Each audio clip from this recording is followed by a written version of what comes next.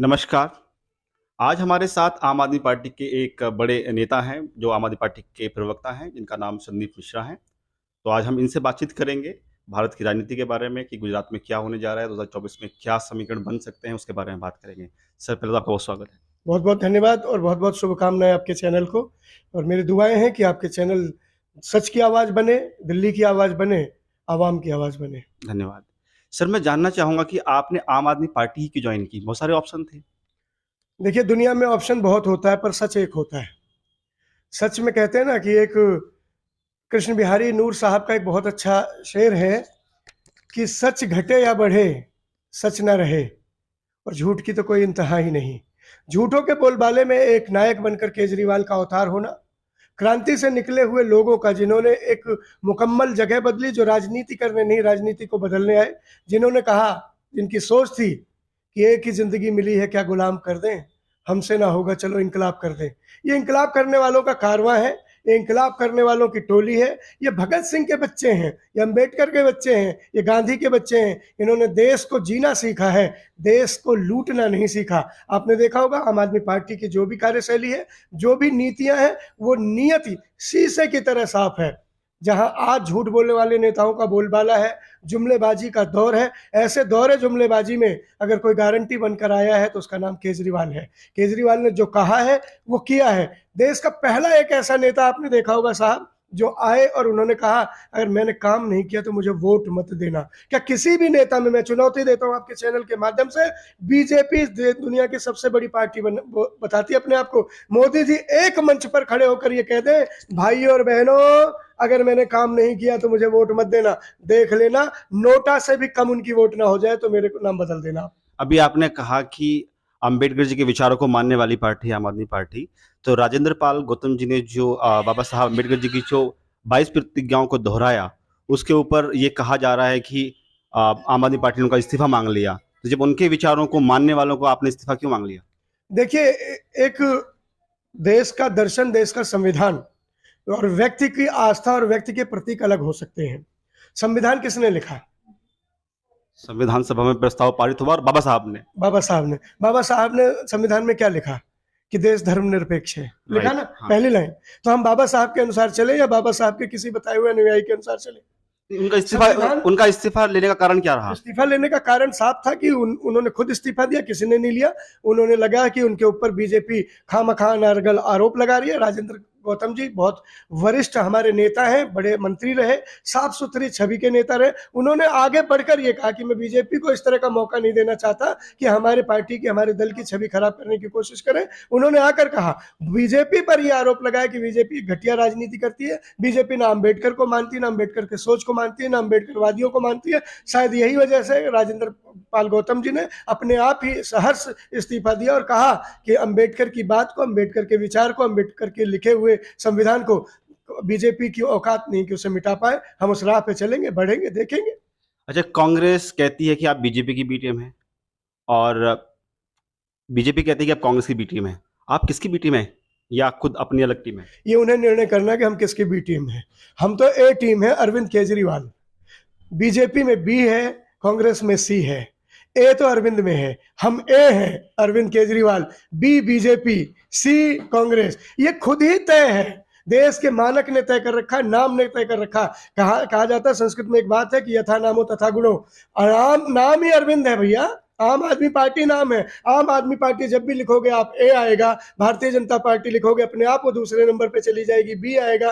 कांग्रेस लिखोगे तो कांग्रेस की जो गति स्थिति रीति है वो सी आएगा। अपने आप में पता है कि सी ग्रेड कौन है, बी ग्रेड कौन है और ए नंबर पे ए ग्रेड कौन है। ए ग्रेड मतलब अरविंद केजरीवाल। ये भी कहा जाता है कि अरविंद केजरीवाल जो है या आम आदमी पार्टी है, वो केवल कांग्रेस को हराना जानती है, बीजेपी को हराना उनके बस की बात नहीं है। क्योंकि गोवा में आप गए, चुनाव लड़ा आपने, आप बीजेपी को नहीं हरा पाए। आप उत्तराखंड में गए, आप नहीं हरा पाए। आप केवल कांग्रेस के पीछे पड़े हैं और आप गुजरात में वही करने जा रहे हैं। कांग्रेस के लोगों का वोट आप ले लेंगे और सत्ता में जो है भाजपा को लेके आ जाएंगे, ऐसा कुछ लोग कहते हैं। नहीं, जो लोग कहते हैं, मैं देखिए, ये देश लोकतंत्र का देश है। इस देश में कभी किसी की बात को झुठलाया नहीं जा सकता, दबाया नहीं जा सकता, उसे बलपूर्वक रोका नहीं जा सकता। फ्रीडम ऑफ स्पीच है ना साहब, बिल्कुल बिल्कुल। है ना। वो बोलते, मैं उनका स्वागत करता हूं, लेकिन मैं उनका जवाब इस तरह देता हूं कि 8 साल पुरानी पार्टी है, 100 साल पुरानी कांग्रेस है। 25-30 साल पुरानी तो बीजेपी भी हो गई है। हाँ, 8 साल के बच्चे से ये इतने बड़े बड़े पहलवान कांप रहे हैं। कांग्रेस तो जीरो हो गई, शून्य पे हो गई, और 5 साल से नहीं 10 साल से शून्य पे है। दिल्ली में उसका खाता भी नहीं खुला है, शायद भविष्य में 20 साल उसका खाता खुले भी ना। बीजेपी आज इतनी डरी हुई है कि पहली बार गुजरात में हम ताल ठोक रहे हैं। और गुजरात में आप देखो, हो सकता है, एक ब्रेकिंग न्यूज आपके माध्यम से दे दूं कि गुजरात बचाने के लिए हो सकता है गृह मंत्री को मुख्यमंत्री के तौर पर प्रस्तुत कर दिया जाए। बहुत बड़ी खबर दे रहे हैं आप ये। मैं बहुत बड़ी खबर दे रहा हूं। बीजेपी का ये मंथन है, बीजेपी के अंदर से निकली हुई बात है कि अगर चेहरा ही नहीं है, कौन किसके सहारे। आप गुजरात के मुख्यमंत्री का नाम बता दीजिए भाई साहब। भूपेंद्र पटेल। आम आदमी जानता है क्या? हाँ, नहीं जानता है। नहीं जानता ना। अब इस पे एक सर्वे भी हुआ था, उसमें बहुत लोगों को नहीं पता, आप गुजरात के खुद के लोगों को नहीं क्योंकि पता। आप पत्रकार हैं इसलिए आपको भूपेंद्र पटेल पता है, लेकिन भूपेंद्र पटेल को ही नहीं पता कि मैं मुख्यमंत्री हूं। अच्छा। अभी आप देखो, भूपेंद्र पटेल मोदी जी की गाड़ी में बैठने के लिए तैयार थे, हाथ हिला दिया कि आज मैं मोदी जी की गाड़ी में बैठ रहा हूं। ऐसा लग रहा था जैसे स्पेस शटल पे बैठने जा रहे, और मोदी जी ने अपने ड्राइवर को बोल के गाड़ी चलवा दी। मोदी और पटेल सीएम दौड़ता रह गया और मोदी की गाड़ी चलती रह गई। ऐसा सीएम जिसका उसका पीएम उसके पार्टी का आदमी इज्जत नहीं कर रहा, जनता क्या करती होगी साहब। मोदी जी एक फ्रेम एक नेम एक कैमरा के आदमी है, दूसरे को बर्दाश्त नहीं करते। बीजेपी तो ये भी आरोप लगाती है पंजाब जो है, केजरीवाल साहब पर्दे के पीछे से रिमोट से पंजाब को चला रहे हैं। जब नागपुर के बैठे हुए लोग पूरे देश को रिमोट से चला सकते हैं, 10 जनपद मनमोहन को रिमोट से चला सकता है, ऐसे लोगों की सोच से कहीं सत्ता की सच्चाई आएगी क्या? उन्होंने जैसा काम किया, जैसे भाई साहब मैं अच्छा आदमी हूं, मैं आपको भी अच्छा ही मानूंगा, अगर मेरे अंदर गलती है तो मैं आपको भी गलत कहूंगा। इन्होंने रिमोट से चलाने वाले लोगों को ईमानदारी, नैतिकता, नीति, सच्चाई, गारंटी नहीं दिखती। इन्हें सिर्फ ये दिखता है कि जैसे हम हैं वैसे ही सामने वाला है। लेकिन झूठ बोलकर, आरोप लगाकर, किसी को नीचा दिखाकर कभी कोई ऊंचा नहीं हुआ। बीजेपी की दुर्गति का कारण ही यही है कि बीजेपी सिर्फ आरोप लगाओ भाग जाओ, वादा करो भूल जाओ, ये वादा करो भूल जाओ, आरोप लगाओ भाग जाओ। ऐसे दल से अब लोग दलदल बांधने लगे, आजिज आ गए, छुटकारा चाहते हैं। अच्छा, ये बताइए, जैसे केजरीवाल साहब की जो पार्टी है वो अन्ना आंदोलन से निकली है, और इन्होंने दावा किया था कि हम एक नई राजनीति शुरू करेंगे, हम विकासवाद की राजनीति शुरू करेंगे, जहाँ न जाति की बात होगी न धर्म की बात होगी, केवल विकास और डेवलपमेंट की बात होगी। और इन्होंने काफ़ी काम करके भी दिखाया है, और इसमें कुछ काम ज़रूर हुआ है, इसमें कोई भी इसको नकार नहीं सकता है। लेकिन जब से केजरीवाल साहब ने कहा है कि भारतीय करेंसी के ऊपर जो गणेश जी और लक्ष्मी जी की जो तस्वीर आनी चाहिए, तो कहीं न कहीं उन्होंने वापस उसी ट्रैक पे आने की कोशिश की, इसमें भाजपा इतने सालों से काम करती रही है। तो फिर भाजपा में और आप में क्या अंतर रह गया है? आप पढ़े लिखे पत्रकार हैं, पेशे से आप इंजीनियर रहे हैं, आपकी अच्छी पढ़ाई है, पत्रकारिता आपका शौक है, आपने जरूर स्टडी किया होगा इस क्वेश्चन को पूछने से पहले। जी। आपने इंडोनेशिया का नाम सुना है? जी, सुना है। कितनी आबादी मुसलमानों की वहाँ? वो सबसे बड़ा मुस्लिम कंट्री है, उसके बाद आबादी। उसके बाद भारत। भारत है ना। तो जब हाँ, पहले ये सऊदी अरेबिया भारत होगा। भारत दूसरे नंबर पे है, बिल्कुल सही है। जब नंबर 1 मुस्लिम कंट्री के नोट पर लक्ष्मी गणेश हो सकते हैं, तो भारत जो नंबर 2 का मुस्लिम देश है और नंबर 1 का हिंदू देश है, वहां ये लक्ष्मी जी क्यों नहीं होनी हम चाहिए? सेकुलर कंट्री हैं। हम सेकुलर है, वो सेकुलर नहीं है।